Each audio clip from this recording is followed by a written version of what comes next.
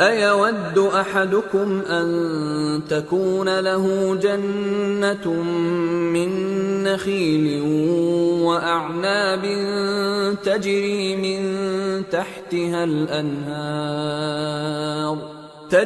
مِن تَحْتِهَا الْأَنْهَارُ لَهُ فِيهَا مِن كُلِّ الثَّمَرَاتِ وَأَصَابَهُ الْكِبَرُ وَلَهُ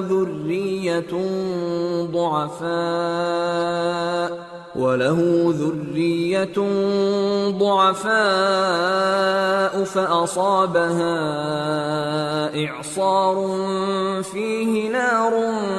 فَاحْتَرَقَتْ كَذَلِكَ يُبَيِّنُ اللَّهُ لَكُمُ الْآيَاتِ لَعَلَّكُمْ تَتَفَكَّرُونَ। भला तुम में कोई ये चाहता है कि उसका खजूरों और अंगूरों का बाग हो जिसमें नहरें बह रही हों और उसमें उसके लिए हर किस्म के मेवे मौजूद हों और उसे बुढ़ापा आ पकड़े और उसके नन्हे नन्हे बच्चे भी हों, तो नागहां उस बाग पर आग का भरा हुआ बगूला चले, बस वो जल जाए।